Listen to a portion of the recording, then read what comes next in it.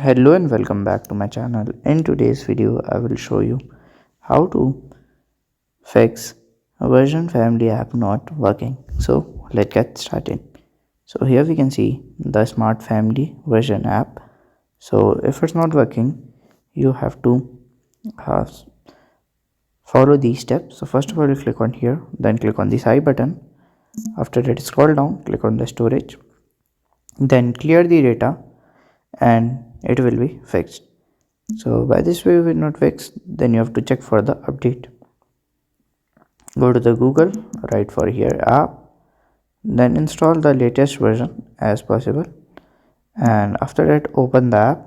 Okay, and if it's work then fine, if it's not work then you have to reinstall the app.